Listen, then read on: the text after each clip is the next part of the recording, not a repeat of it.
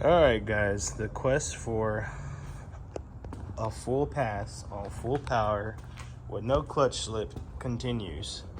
Don't know where we left off, but long story short, last outing pushed another rear main seal, so I've since welded on as you can see 1, 2, 3, 4 bungs to my valve cover, and I'm finally gonna be putting the Speed Factory catch can that I got for my birthday from my wife like 12 years ago. Never put it on because none of the B series had this issue of pushing out seals. I got a used twin disc clutch for a really good deal from a buddy, but we did not have the correct throwout bearing, so the trans has come off twice now. I'm pretty sure I already hurt my thrust washers because I got pretty mad crank walk. Here we are, months later, weeks later, what felt like months, probably was just weeks. I bought a brand new O'Reilly's throwout bearing for Integra or B series car, Hydro. All right, so this thing was grinding on the twin disc pressure plate, so we dropped the trans and Cody grinded it for me, and I was going to put it in. And then when I realized that this is what needs to touch the edge of the fins, I quickly also realized that this outer side is why it's such a heavy pedal. This right here on the twin disc throwout bearings, this is an eBay twin disc Adler clutch throwout bearing. They were able to sell me one. I told them if it doesn't work, I'll hang it on a wall. I had been tracking down the TM58026 twin throwout bearing from Comp for months, what it felt like, by multiple companies. Everybody was on back order, but thank God they finally helped me direct from the company themselves. They said if anyone's gonna get a shipment, it'll be from us priority, so better just put an order. They don't normally do that, but order directly from Comp, DKM, Vengeance, and this is the factory release bearing that would go for the twin disc. And as you can see, super similar to the Adler, and it's mostly because all 725 discs pretty much use this same kind of release bearing. Now the inner races are a bit different, so what I'm going to do today is put them on my trans and see how they feel. And yeah, you can just see, let me show you the footprint of an OEM style throwout bearing. Literally the OD is just not like, the inside print is about the edge of this, but the inside print is really what you're supposed to utilize on a twin disc. So let me go show you. Obviously I'm going to put the factory one in. My Adler will now be my backup, which I kind of want to run that one because I don't know if y'all can see, there's a bit of a height difference. Not really.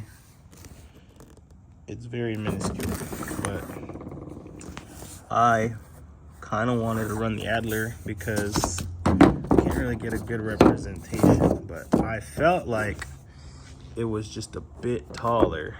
I don't know if the camera shows it.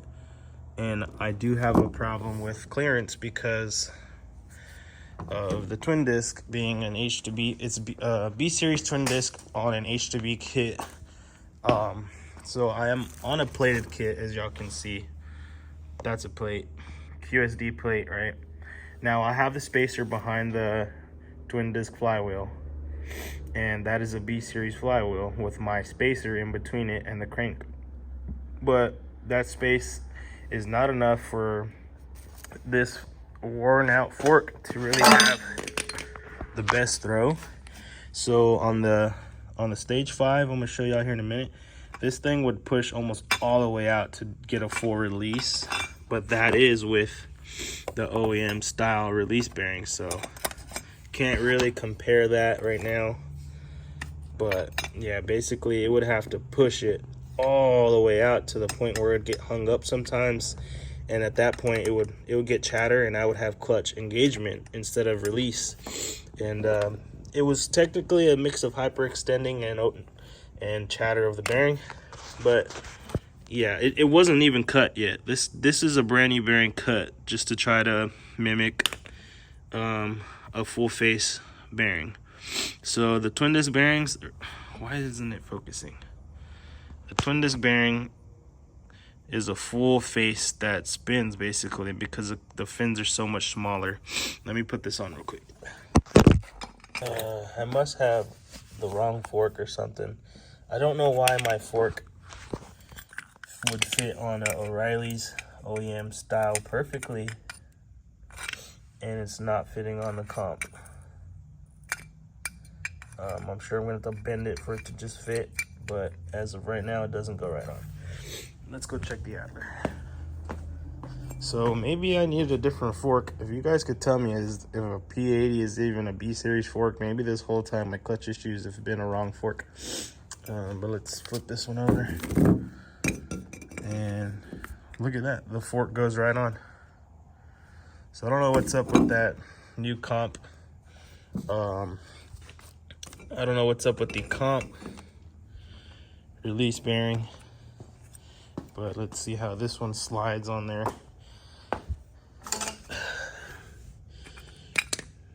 Well, I guess I could put that, doing this with one hand. Typical non-tripod friendly vlogger, because I'm trash at vlogging. Anyways, let's click that on.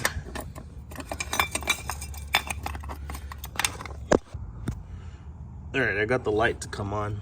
Anyways, this is the Adler speed release bearing inside of my GSR transmission. And as you can see, it is going to be floating pretty good when it has to push out. But if I did get full extension, it would work. But the return is not going to be super happy with the shortened back housing. Actually, this has the extended back housing, but it's got some kind of ridge there. Let's just get the fork out of the equation, as I may change that and put on the comp. And the tolerance on the output shaft hub is a lot cleaner with the actual comp release bearing. Let me put the fork back on if I can. For whatever reason, this fork is just hating life. I may need to source a new fork as well to avoid any other headaches, because it's just been, guys, oh yeah, it doesn't even fit. I don't know why it doesn't fit. Shouldn't have to bend your release bearing for it to fit. Force it. Let me force it in there real quick. Okay. All right. I forced the what you call it, the comp release bearing. This thing is not gonna want to release very smooth because it's being pinched really hard. The bearing's pinching the fork super hard, but it does slide on the shaft because the clearances are just that much better, I think. But let's put the Adler back on. I hope this video is at all useful for those people running into twin disc issues, because I am one of the few, I'm sure many more actually, that got to use twin disc for a great deal, and it was an absolute headache because it doesn't come with a throb bearing, right? So the whole functionality goes out the window if you don't have the right throb bearing. Goodness, this fork is just fighting me. The OEM style, now this one really glides good, and the inner race got like that, I don't know if it's Teflon or just regular plastic coating, but the footprint of this is going to be super wide and not work very well. It's what I had in there. I was going to try it shaved. Don't recommend, but let's show you the twin disc if we can. The footprint of these fins is just really narrow, guys, and the protrusions on the twin disc specific release bearing has that so that it can push on it with the smaller footprint to kind of push on the edge of the fins. Now with the OEM style bearing, even if you cut it, it will stop grinding and it will spin on the face. Like, it'll spin right here instead, like the twin disc is supposed to. This is obviously engineered for these, so it's going to work way smoother, way better, if you're lucky enough for this to work at all, which some people swear they use OEM. I'm sure they do, But what happens is it doesn't push on the tip of the fins, it pushes out on the middle of the fin, or you know, just not as close to the tip. So you get terrible leverage and the clutch pedal becomes entirely stiff, which my pedal was. And I'm pretty sure I already crushed my thrust washers. And this is just a long rant of an update on the hatch.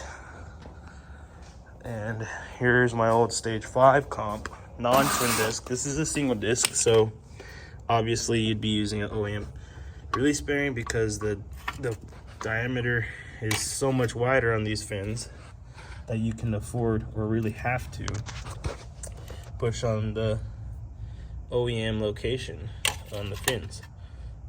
You throw in a twin disc style and it almost sits in there. That's how you can tell that that groove, the protrusion, is just engineered to be a smaller footprint for the 725 twin discs. That fits in there. I'd want to say that this might even work better on a non-twin disc just because of how it gets a really good bite. But yeah, I had nothing but throwout bearing issues with the car, and the car's going under the knife. The trans has been out for quite some time now. Another big update is I got a T4, another short ram style manifold. It's bigger tubing, a little bit better wastegate priority, and it's T4. And the valve cover. So turbo kit's gonna get updated. It's getting a twin disc, and Snake sent me a coil unplug kit to get some dyno results with and see how well this thing functions. So not a lot of people send testimonials, so I'm gonna get a testimonial on the Snake Mini Dizzy for you guys. We'll be shooting a full video on that, so if y'all just see it in this update, it's because I'm just ranting about what's going on with the hatch. Yeah, it hasn't been the funnest journey upgrading to a twin disc, but it's what happens when you're cheap and you just get a used thing without the right throwout bearing. But let me show y'all the other surprise. Not really a surprise, I guess. eBay turbo, woo. It's totally gone. I got jacked for my eBay turbo. My guess would be I threw it in the seat or something. Do I know myself sometimes? Apparently so. Alright guys, a little update on eBay John's build. This right here, boys, is a 6766 straight from eBay. My guys at US Turbo sent me a killer discount. Didn't even question the offer. I got this for $425, guys. I mean, that's a pretty good deal for a 6766 turbine T4 turbo. So yeah, the new manifold being T4. I was searching for a T4 106 for my GT35 because I have a T3 106 on here right now, and I absolutely love it. Has plenty of back end, and I haven't even maxed out the pressure ratio. I'm not watching pressure ratio, but when I tell you guys it made 660 on only 25 pounds, if I even had 5 more to go, that's another probably 50 horsepower. I would trust it to 700 the way it is. I made the 660 on the cast pistons, Nippon Racing, shout out Nippon Racing. H22 Type S cast piston. They're not even made for turbo, they're meant for NA. But yeah, anyways, going T4 manifold, I needed a T4 housing. Those housings were like $250 up to $500 for a true Garrett T4 housing. And I could have gotten a used Garrett for like $600, but I just didn't want something used. And I'm not gonna lie, I got tired of the 62, or I forget what the back housing is, but a GT35 is kind of like a 62. So that means the back was like a 62, really. And 67, 66, as it says in the title, is they kind of followed by Precision. It's their inlet and outlet wheels. Is a 66 turbine wheel. And then this is a P-trim T4 housing. That's why it's so fat right here. And I was gonna try to adapt a T4 P-trim, but I didn't want to run into headaches of spending $100 on a P-trim turbine housing when I literally got they took my offer for $425 and hooked me up graciously on a 67, 66. Now this is not a real precision, so it is just a journal bearing wet float. I hope there's at least a 360 thrust in there, because eBay turbos are known to use cheaper thrust bearings, but we'll see how it plays out. I just want to reduce back pressure is all I'm trying to do, because I feel like I'm really conservative on timing being on E85, guys. I made the 660 horsepower on only 13 degrees at the 25 pounds. And on the same boost, if I had the bigger runners, less back pressure, I think it could have reached 700 on the low boost through timing alone. If I were to put 4 degrees in it and been closer to say 17, 18 degrees, this thing probably have been close to 700, if not over 700 on the same boost. But the small runners had me worried. The T3 kind of had me worried, not really, because it's a 106. And the reason it made such great power on a GT35 is, so this is a GT35 1.5 eBay, and a 1.5 eBay means they're using the same GT35 wheel shaft in their journal bearing eBay version, because GT35s, I don't think they ever came in journal bearing, they were all ball bearings. So this is a journal bearing with a T3 backside, you know, typical T3 T4 hybrid, a 72 AR compressor housing, which is Gen 2, but Gen 2 would have been like 63 millimeter. This is still a 61.5 millimeter turbo. So small turbo, and small runner. I was really scared to put any timing in it. And when it made the 660, I didn't even say, oh, let me start dipping in more timing. I didn't even try it, guys. That was my conservative map, as I feel, but clearly it works. So the car feels like it pulls all the way to the red line, pretty easy. Stock cams, only springs and retainers. But my hope with this, guys, is on the 25 pounds, making the 700 and freeing up all of that back pressure through the exhaust. On the exhaust side, I'm hoping I can put, you know, the same boost. I should be able to put 2-3 degrees in it and get to the 700. And this compressor alone is going to make more volume. It's going to make colder air at a less of a pressure ratio. The 25 pounds on a smaller turbo is not the same as 25 pounds on a very big turbo. 25 pounds on a small turbo is very hot air. So yeah, you have this pressure, but you don't have the density. It's like big hot air. Big hot air doesn't do much. You need, as Kenny McGee says, you need little air. And it's funny that big turbos on little air make more power. It's because the volume is there with less heat. That's really what the simple terms is. Shout out Kenny. That guy will teach you a lot. If you sign up for Skillshare, he's got so many classes and he's learned so much, and I'm sure even taught Alex a lot, which is so, I mean, humbling, really. How do you work for Humble and Performance and even add to the table? Like, that is just an amazing thing, guys. But anyways, yeah, this is the eBay 6766. Shout out US Turbo for hooking me up on this, guys. I hope I can get y'all 700 horsepower videos on this, and also on the Mini Dizzy. This is a quick update. Sorry, it's just a bunch of ranting. I had a way worse vlog set for today. Oh, yesterday. I missed it. I missed yesterday's vlog, guys. I had just been frustrated. I'm gonna be completely honest. I've been frustrated with the amount of time it takes to edit these videos, and I just haven't really had time. I have a shop torn apart. My daily, I got that car with a blown head gasket, and yeah, I'm in the middle of replacing the gasket on that. We're in the middle of putting a shifter in Troy's car.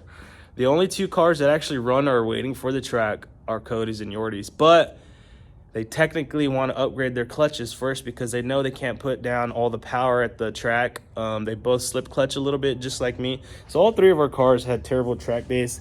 I wouldn't say terrible, because me and Yordi did go mid-10s, and that is good and all, but there is more left in that car and in that car. And Cody's, I'm saving some footage because I know he's gonna be mad if I just make him a vlog of him making 500 and running a 14. I'm not gonna do him like that. So I'm saving some footage for you guys on that street tire. I'm not used to vlogging yet, guys. Like I said, yesterday's upload was gonna be this 10-minute vlog I had about complaining about YouTube. But I just threw that negative energy. I deleted the video, and I'm just gonna give y'all this boring update today. It's Saturday. I try to upload every Friday, but I just haven't had time to sit down and edit. My wife's truck also just broke down, so I've just been real busy, guys. I'm not complaining, and I didn't want to upload the previous video that I shot because I was just complaining the whole time about YouTube burnout and it's not worth it and blah blah blah. But you know what, today's a different day. I slept on it, and I don't want to keep putting that in my head that YouTube isn't worth it because I'm not making so much money and we're not a blown up channel. But you know what, guys, I have to come to terms with, I only ever started vlogging because it was the small hope that we could one day become a pretty big channel. It doesn't happen overnight, and I slept on it and I woke up, I said, look, it didn't happen tonight, it ain't gonna happen tomorrow night, but it'll never happen if I constantly pest myself about it not being as big as I want it to be. I mean, if you have that problem, you know it ain't gonna get bigger overnight, but you can definitely learn how to work it better. And I kind of was saying in that vlog that I'm gonna learn how to work it better. I wanted to become better at business. This isn't just a hobby anymore, guys. This is my business, and it hasn't been the easiest. The first year of any business is usually pretty hard. I think in that vlog, I wanted to post that vlog for yesterday's drop, but it just didn't feel right talking to the camera, rambling and complaining the whole time. And I just wanted to make this video more positive and just show that I am grateful for everything that we have going on. And we choose these problems, guys. He shouldn't need a clutch. He shouldn't need a clutch. I shouldn't need a clutch if we were not pushing so hard on these cars, guys.